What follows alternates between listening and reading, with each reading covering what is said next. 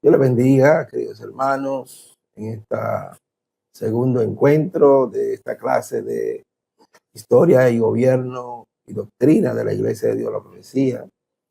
Queremos orar para iniciar esta clase en el nombre de Jesús. Padre, te adoramos, te bendecimos, honramos tu nombre, te damos gracias por tu amor, tu misericordia.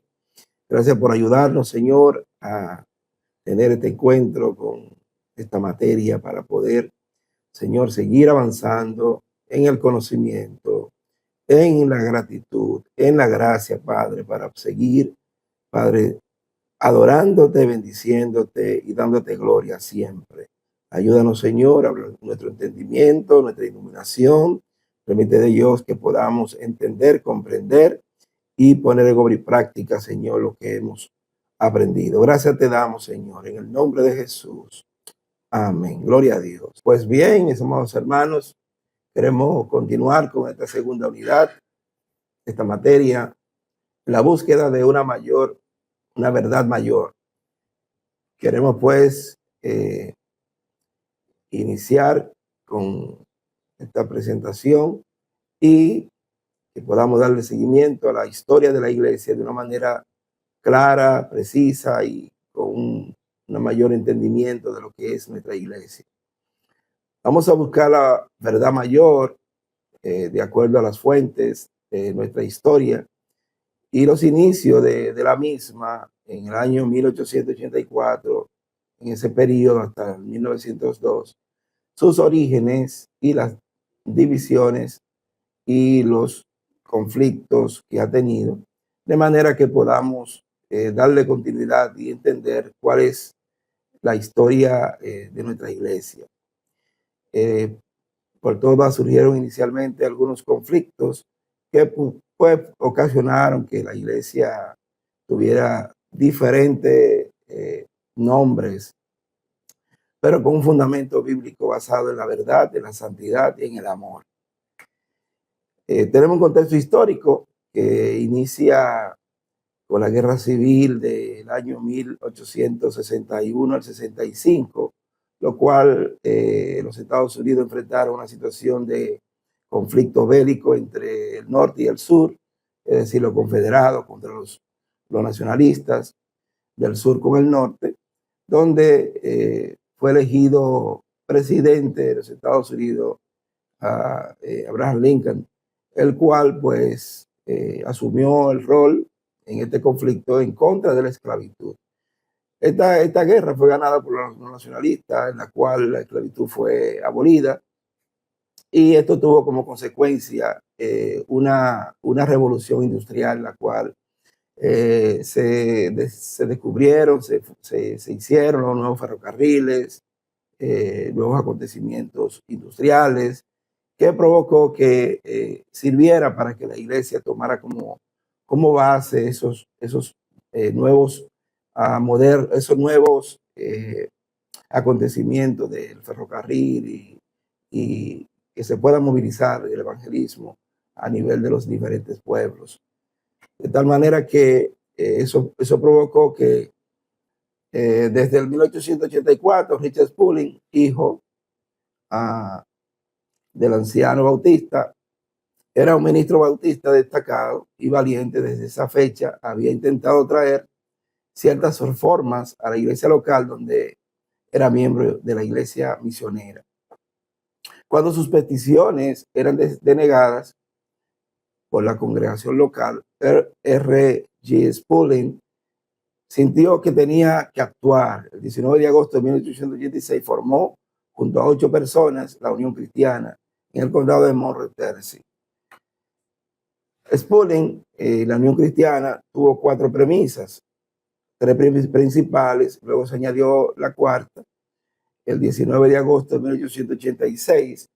La primera premisa basada fue las nobles e ilustres reformadores de los siglos XVI y XVII, quienes lanzaron e inauguraron el protestantismo, no lograron reformar los credos. El segundo punto es que ellos adoptaron la ley de la fe en lugar de la ley del amor. No preservaron la supremacía del Espíritu Santo y la conciencia. Se dieron cuenta de que la iglesia de Dios solo podía existir donde sus hijos obedecieron su ley y su gobierno. Richard Spurgeon y William Bryan, estos dos hombres de la santidad, pues formaron un nuevo grupo llamado en el 1896 el Grupo de la Santidad o la Iglesia de la Santidad de los Campos del Arroyo. En 1886 surgió un avivamiento dirigido por los laicos metodistas y bautistas, quienes aceptaron el mensaje de la santidad radical. Spurgeon conoció a un pequeño grupo que había sobrevivido a la persecución, quienes se reunían en la casa de William F. Bryan, Carolina del Norte, cerca de la frontera con Tennessee. Este encuentro, este avivamiento, trajo como resultado la formación del nuevo grupo que se llamó el Grupo de la Iglesia de la Santidad de los Campos del Arroyo. Realmente estos hermanos pues se pusieron de acuerdo en formar la Unión Cristiana, y estos 8 hermanos fueron Richard Spurgeon, John Clemens, Polly Clemens, Barbara Spurgeon, Margaret Loftus, Melinda Clemens, John Clemens y Adeline Loftus. Esta organización de la Iglesia de la Santidad, organizada, ¿verdad?, el 15 de mayo de 1902, a pesar de las dificultades que había nacido del movimiento que en el tiempo de la controversia pues trajo como resultado, luego más adelante, la Iglesia de Dios y luego la Iglesia de Dios de la Profecía. Estas dos fotos de William Bryan y Richard Spurgeon fue traída, ¿verdad?, del siglo XX. Entra en escena un nuevo líder en esta unión cristiana y la Iglesia de la Santidad del Campo del Arroyo, el hermano Ambrose Joseph Tollinson, que nació el 22 de septiembre de 1865 en la comunidad cuáquera de Whitfield, Indiana, y es de una familia de origen cuáquero. Quiere decir que ellos tenían el movimiento religioso que comenzó en el siglo XVII, y ellos se pudieron determinar porque eran personas que adoraban a Dios, pero en un espacio de silencio. Tenía dotes de académico y enfrentaba constantemente a la enfermedad y los infortunios. Relata la historia que A.J. Tollinson nació con una enfermedad, que tenía la cabeza pequeña y su cabeza cabía en una taza.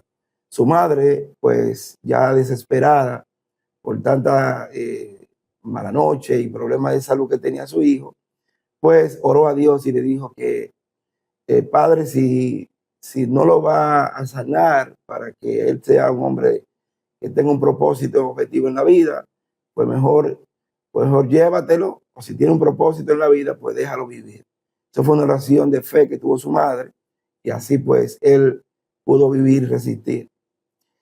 Se casó con Mary Jane Taylor en Baltimore Village, Indiana, el 24 de abril del 1889. Compungido por la influencia de su esposa y una intensa tormenta eléctrica, ambos leyeron la Biblia y oró. Afirmó haber recibido la experiencia verdadera de salvación.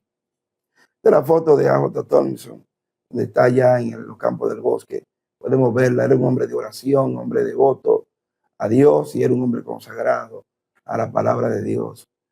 Una dinámica nueva de liderazgo desde el 1903 al 1922. Ambrose Joseph Tollinson de Whitfield, Indiana, se unió a la iglesia el 13 de junio de 1903 e inmediatamente se envolvió en el ministerio y fue seleccionado como pastor. Tollinson era de la corriente de la santidad, se ganaba la vida vendiendo Biblias y en otros asuntos religiosos y materiales religiosos. También él se dedicaba a la venta para ganarse la vida. En 1904, pues se mudó a Cleveland, Tennessee, el pueblo con las vías de tren más largas del área, y donde con otros organizó y pastoreó una iglesia. ¿Cuáles son sus cualidades de liderazgo? Bueno, esta acción le dio como nuevo liderazgo a la combinación de Tollinson fuente de asuntos de organizaciones, era viajero, conocedor de ciudades, comercio, política de la nación, etc. En poco tiempo se había plantado iglesias en la Union Grove y Drigo, en Tennessee, y pequeña congregación en Georgia. También se estableció con una misión en Cleveland, que se convirtió en el centro de actividades del grupo. Todas estas cualidades de liderazgo pues ayudó que la iglesia pues fuera creciendo de una manera extraordinaria. En la primera asamblea de la iglesia, el 26 y 27 de enero de 1906, se realizó la asamblea en la casa de Jade Murphy, en el campo Camp Crib de Carolina del Norte, que se buscaba más luz y conocimiento de las escrituras y para tener una gran o mejor organización. ¿Cuál fue el compromiso que esta misión tuvo para Dios? Bueno, primero se adoptó las estrictas de la santidad personal que prohibían a sus miembros consumir tabaco o alcohol. Se implementó el lavatorio de pies, la escuela bíblica. Tomlinson escribió el acta que ninguna de las minutas se había de utilizar para establecer una secta o denominación. Las congregaciones debían ser conocidas como iglesias de la santidad. Es decir, que todas las iglesias que eran formadas por este grupo debía ser una iglesia que tenía comprometido con la misión de Dios. El registro registro que mientras se discutía el tema del evangelismo, hombres fuertes lloraron y dijeron que no estaban dispuestos a ir, sino también que estaban deseosos de ir, estaban ansiosos para ir. Eso era un gran compromiso que tenían los nuevos miembros de la iglesia y los líderes que dirigían la iglesia para que la iglesia pueda avanzar de una manera poderosa en el Señor. En la segunda asamblea se originó en el condado de Bradley, Tennessee, en enero de 1907.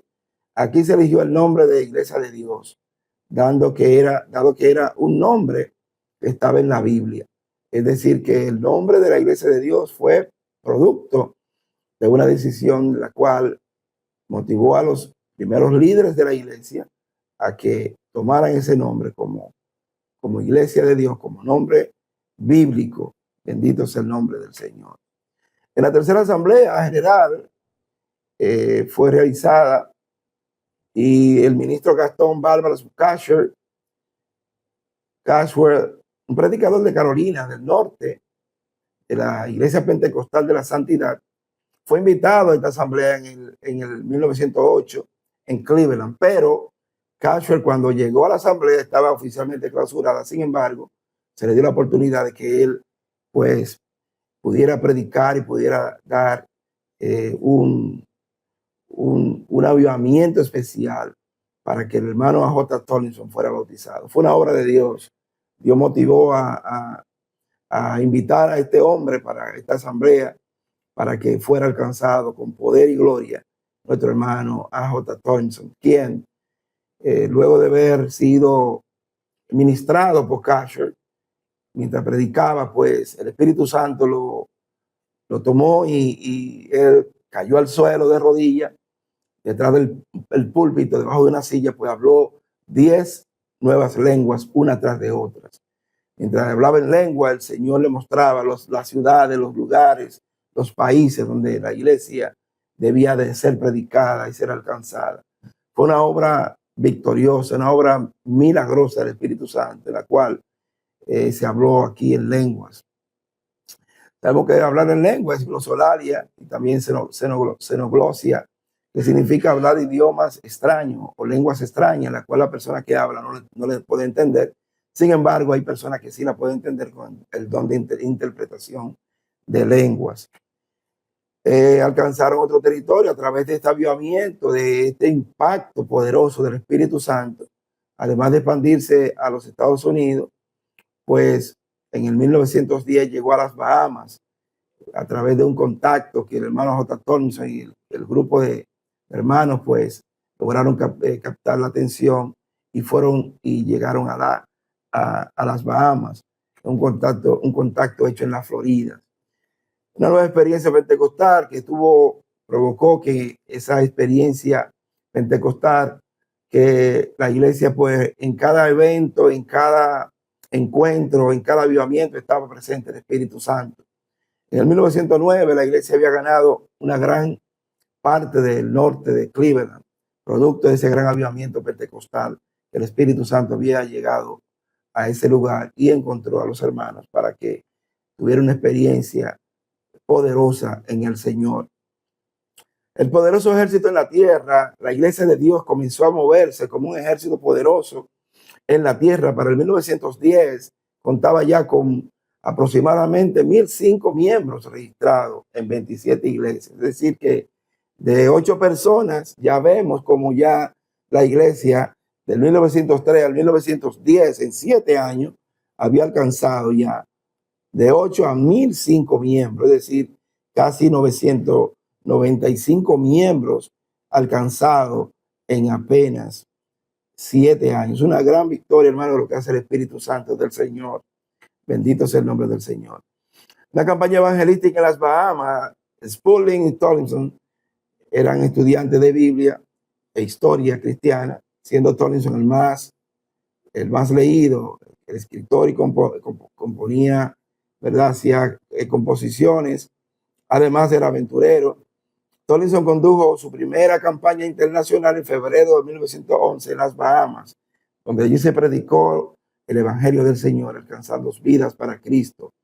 Acontecimiento importante para la iglesia. Tomlinson abrió el camino para desarrollar ministerios principales. En el 1913 se abrió la Casa de Publicaciones, donde allí se publicaban los diferentes publicaciones de la iglesia y se daba a conocer todos los acontecimientos de la iglesia para que fuera conocida a nivel del área y a nivel de otros países. También en el 1918 se abrió la Escuela de Entrenamiento Bíblico, IEB, y en el 1920 se abrió un orfanatorio para poder tener personas que habían perdido a sus padres. Acontecimientos importantes para la iglesia. En el transcurso de los años, A.J. Tomlinson había acumulado poder y hasta había convencido a la iglesia de que optara una nueva constitución en 1914, que se le otorgara el puesto de supervisor vitalicio. 3 años más tarde, en 1917, se adoptó una constitución teocrática donde era dirigida por Dios y confirmó su nombramiento de por vida. El gobierno teocrático tiene que ver de que Dios dirige a un grupo de hombres para que haga su voluntad.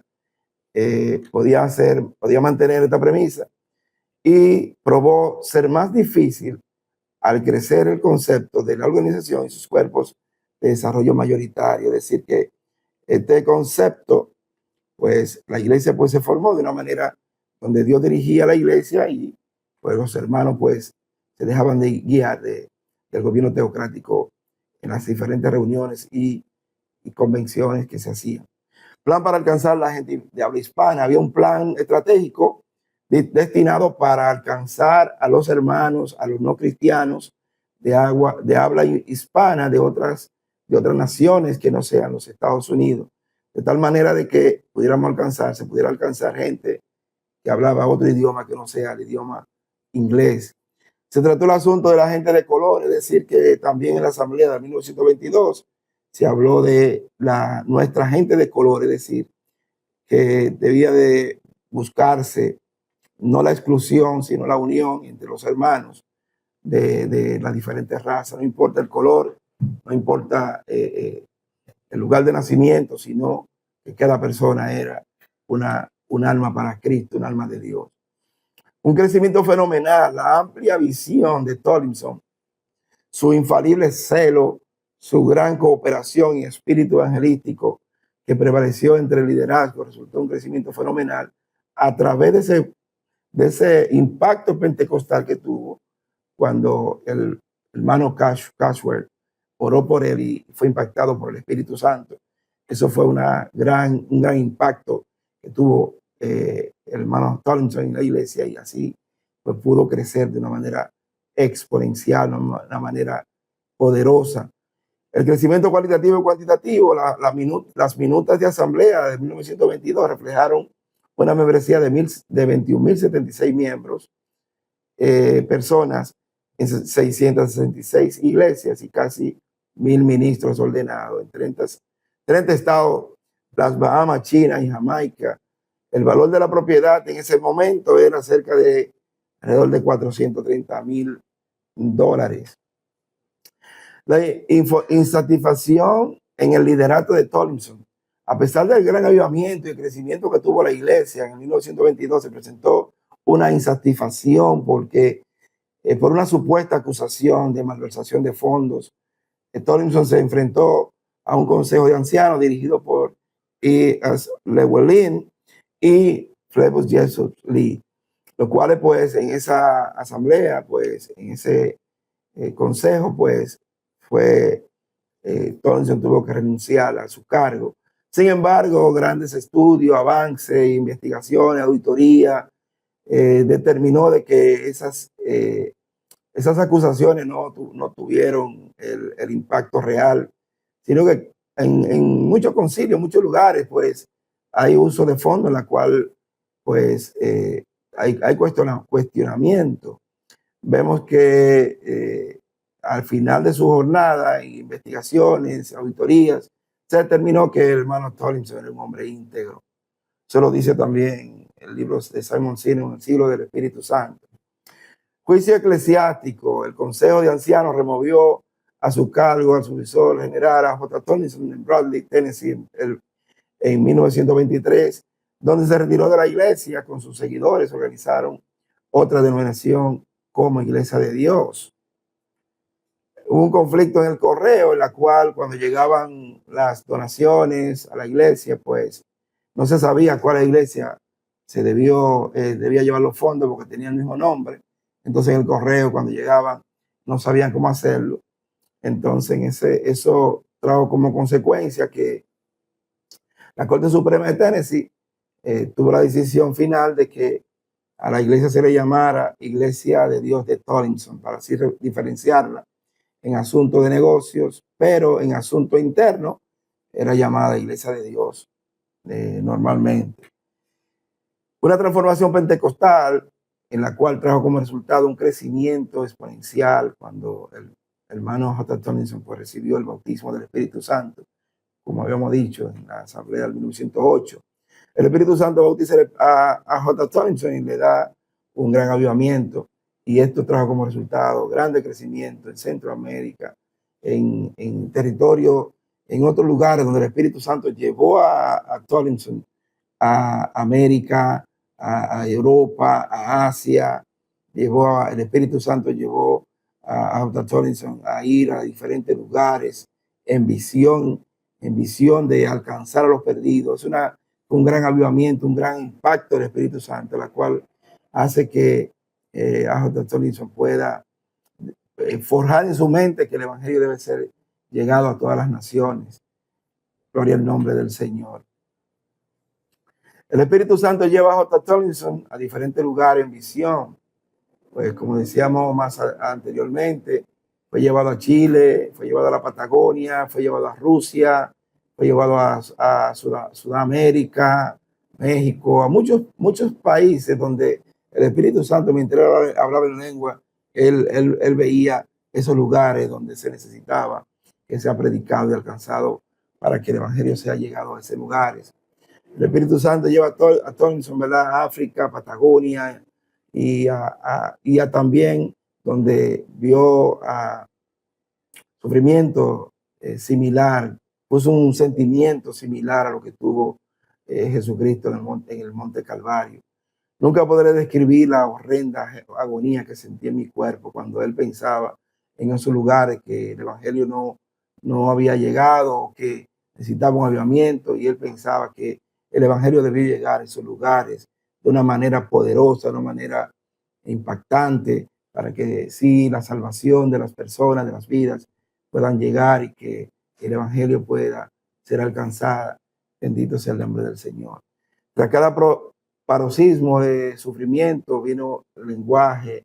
Quiere decir que J. Tomlinson sentía un pesar, sentía un dolor, una pasión por los perdidos, y además un sufrimiento por esas situaciones de esos países, la cual no era impactado por el Evangelio, y que necesitaba un cambio espiritual, un cambio de la santidad, para que así podamos llegar a un evangelio puro, un evangelio donde las almas puedan pasar a arrepentirse, a convertirse, a nacer de nuevo y a poder tener el impacto de la presencia del Espíritu Santo.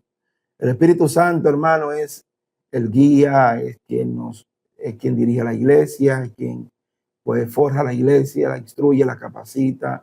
Pues el Espíritu Santo es que le da a la iglesia, ¿verdad?, la capacidad de poder discernir, poder entender, poder hacer las cosas como Dios quiere, como Dios manda, porque la iglesia necesita que el Espíritu Santo pues esté presente en todas las actividades, en todos los lugares, en todos los encuentros, en todas las asambleas, en todos los momentos que el Espíritu Santo pueda dirigir la iglesia. Es una bendición. El hermano Torrinson fue bautizado con 10 idiomas. Se dice que habló en 10 idiomas, uno tras de otro. Es decir, hablaba un idioma, idioma chino, idioma de diferentes nacionalidades. El Señor le mostró ahí en esos idiomas que él hablaba, que él tenía que llegar a esos lugares para impactar esos lugares y así poder alcanzar a los perdidos y fomentar el evangelio a esos lugares donde se necesita la palabra de Dios, se necesita el evangelio del Señor. Dios es quien nos da a nosotros la capacidad de poder entender que se necesita un encuentro con Dios. El Espíritu Santo es quien nos da, la garantía de que somos un ser salvo, sano y transformado en bien para Dios. Y nos da la santidad para poder llegar a alcanzar lo bueno, lo puro, lo justo, lo sincero. Lengua de fuego, lengua con fuego. Esto fue lo que realmente se sintió cuando los testigos pues informaban que los cristianos que fueron bautizados con el Espíritu Santo, pues llegó lengua como de fuego. Dice la historia que cuando el hermano J. Tomlinson recibió el bautismo del Espíritu Santo, lengua de fuego estaba sobre su cabeza. Fue una visión, como una visión milagrosa, donde los hermanos testificaban que veía como lengua de fuego repartido en la cabeza del hermano Tomlinson, la cual él es una gran experiencia para nuestra iglesia, donde nuestro líder principal de la iglesia pues fue bautizado de una manera espectacular, de una manera poderosa, la cual nosotros pues nos remonta al libro de los Hechos, cuando en el Pentecostés el Espíritu Santo descendió como paloma y todos fueron llenos del poder del Espíritu Santo y fueron lenguas repartidas como de fuego. Y todos hablaron en nuevas lenguas, como el Espíritu Santo le daba que hablasen. Eran como alrededor de 120 personas que estaban reunidos allí en ese lugar. Y fue una gran bendición. Entonces es un gran testimonio en la cual nuestro hermano J. Tomlinson pues pudo compartir con nosotros. Crecimiento de la iglesia por el Espíritu Santo. El Espíritu Santo trae un crecimiento exponencial que desde su inicio en 1902 al 1922, pues tenía ya alrededor de 21.076 miembros. Los incidentes lamentables que ocurrieron a lo largo del año siguiente resultaron en una ruptura total con la mayoría de los líderes miembros de la iglesia y un reinicio para Tomlinson. La 17ª asamblea anual, celebrada en Cleveland en el año 1922, fue la última asamblea unida presidida por J. Tomlinson, porque ya el siguiente año pues tuvo su juicio, ¿verdad?, a la cual pues tuvo que renunciar de su cargo. La Constitución de 1921 fue elaborada por el subsecretario general y los ancianos en una reunión administrativa y fue presentada a la asamblea por el supervisor general, tanto en su mensaje como en su lectura de la misma a la asamblea. Tras su rápida aceptación por la asamblea y tras una acción de gracia a Dios en reconocimiento del Espíritu Santo, Tomlinson exclamó: miren lo que Dios forjó.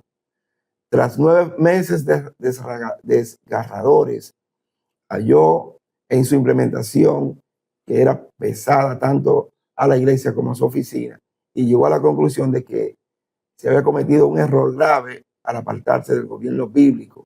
Tomlinson decidió procurar la renovación de lo que se percibía ser una violación a la soberanía del Espíritu Santo y una exaltación indebida de las resoluciones y decisiones de la Asamblea, al mismo sitial al que la Biblia de la Iglesia así lo establece. Bendito sea el nombre del Señor. Estas fueron las secciones que se tomaron, esas fueron las secciones que tomaron promulgando las normas y los reglamentos de gobernar las iglesias locales de dicha organización, y de otra manera promover el interés de la Asamblea a la Asamblea General. Aquí se discutió los puntos para tomar la decisión en el 1923. La Constitución de 1921 repudió el repudio. El 8 de agosto de 1923, en una reunión de los representantes de varios estados efectuada en Chattanooga, Tennessee, A.J. Tomlinson y sus seguidores tomaron la decisión de hacer lo siguiente: repudiar la Constitución y cualquier otra acción de las pasadas asambleas que causaron nuestro distanciamiento de la fe y los verdaderos principios bíblicos, y con el permiso y la ayuda de Dios, resolverlos a volver a la iglesia de Dios bajo el régimen y el gobierno de la Biblia. Esta reunión, junto con varias acciones subsecuentes, llevó a la convocación a la Asamblea General del 22 y 27 de noviembre de 1923 para firmar y poner en efecto estas decisiones. La gran estima de Tomlinson por el liderazgo directo y deliberado del Espíritu Santo en los asuntos de la iglesia y su interés porque la iglesia difiera y dependa del Espíritu Santo pueden ser vistos en su oración al Espíritu Santo durante su discurso a los que pertenecieron con él. Esto fue un momento difícil para el hermano J. Tomlinson y el grupo de hermanos que lo seguían, porque esta ruptura trajo un gran sentimiento entre los hermanos de la iglesia separada, ¿verdad? La iglesia de Dios y la iglesia de Dios de Tomlinson. Ha sido echada a un lado y contristada. Nosotros también estamos contristados. Aceptas tomar tu lugar en medio nuestro como instructor, guía y soberano según el plan divino completo de Dios Padre. Queremos darte a ti el honor que te mereces. Si quieres, capacítanos para el servicio. Renovaremos aquí ahora mismo nuestra promesa y fidelidad a ti. Anhelamos tu presencia, queremos tu sabiduría se manifieste entre nosotros, queremos tu poder sea manifestado. No queremos que nuestra fe se apegue a la sabiduría humana, sino al poder de Dios. Tú, el Espíritu Santo bendito, tu santa presencia está aquí. Cuánto se deleitan nuestras almas contigo. Por favor, no nos deje nunca más, aunque os demás no te quieran a ti. Queremos que siempre sepas que tú eres bienvenido aquí. Oh Paloma Celestial, eso fue un clamor que hizo a J. Tomlinson al Espíritu Santo para que el Espíritu Santo no se aparte de ella. Fue un gran dolor, un gran sufrimiento que sintió el hermano J. Tomlinson Paul. Oh divina Paloma Celestial, oró y rogó que él no se apartara de la iglesia, no se apartara de él ni de sus hermanos. Fue una experiencia, gloria al nombre del Señor, difícil para él, gloria al nombre del Señor, la cual ocasionó, ¿verdad?, esa separación, esa ruptura tan dolorosa para la iglesia, pero que al final, pues, Dios sabe todo lo que hace y trajo crecimiento espiritual a ambas instituciones.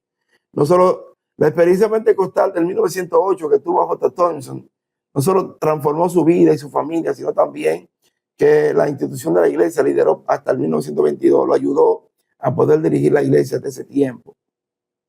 Y también fue un factor importante en lo que llegó a ser conocida como la Iglesia de Dios de la Profecía, por la decisión tribunal de Equidad en 1952.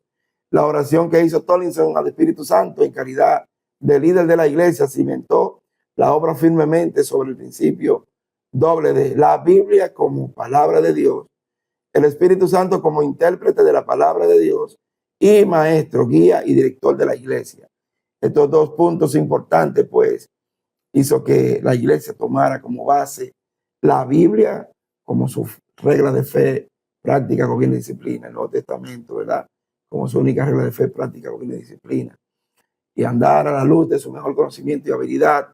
Y el Espíritu Santo como el intérprete de la Biblia, el que guía a la Biblia, el que guía a los hermanos y el que guía a la iglesia y dirige la iglesia.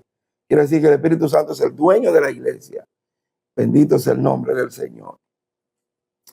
El liderazgo guiado por el Espíritu Santo es la expansión de la iglesia. Vemos, ¿verdad? Como habíamos dicho anteriormente, que había llegado a África, Asia, Latinoamérica, Europa, al mundo occidental, precisamente en África, en Latinoamérica, en parte de Asia, que desde el 1992, en los países de Oriente, de Europa, surgió en la antigua Unión Soviética, donde ha ocurrido un crecimiento explosivo de la Iglesia de Dios de la Profecía. Bajo el liderazgo pentecostal de Tomlinson, llegó a las Islas Bahamas en 1909-1910 por medio de contactos realizados en Florida. Y vemos que este liderazgo guiado por el Espíritu Santo y la pasión de la iglesia, pues alcanzó a otros hermanos de otras comunidades. Gloria al nombre del Señor. En la minuta del 1992, pues se establece que habían alrededor de 21.076 miembros en 666 iglesias y casi 1.000 ministros en 30 estados, la isla Bahamas, China, Jamaica y otros países. Es una gran bendición, hermano, cuando podemos tener una historia tan rica en hechos históricos, en eventos pentecostales, en eventos de trascendencia, de alcance mundial, donde el Espíritu Santo impacta la vida de una persona, donde el Espíritu Santo da el inicio de un avivamiento, de un ministerio, como fue el ministerio de A.J. Tomlinson. Y vemos como este ministerio desde el 1903 al 1922 tuvo un gran crecimiento exponencial desde el punto de vista numérico, por los alcances que se tenían en ese tiempo, porque hoy día tenemos un alcance mucho mayor, posiblemente por los avances tecnológicos, las nuevas capacitaciones, la nueva luz que ha llegado a la iglesia.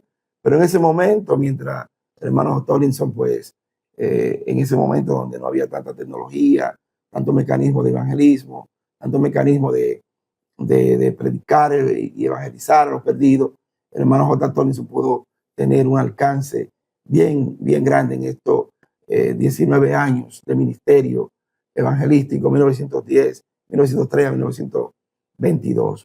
Gran avivamiento, gran potencial, gran trabajo, gran liderazgo y por último, hombre íntegro, según los estudios, de que era un hombre de integridad, aunque fue acusado de una manera posiblemente no aclarada, pero él permaneció siendo íntegro a Dios. Dios le bendiga, Dios le guarde, muchas gracias. Vamos a orar, espero que esta enseñanza sea de bendición para ustedes y para todos en el nombre de Jesús. Padre, te damos gracias, adoramos tu nombre, gracias por permitirnos llegar hasta aquí y permite Dios que los hermanos que vayan a escuchar este audio, esta visión, este mensaje, esta presentación, sean bendecidos y sean alcanzados para la gloria y honra de tu nombre. Gracias te damos, Señor, en el nombre de Jesús. Amén. Amén.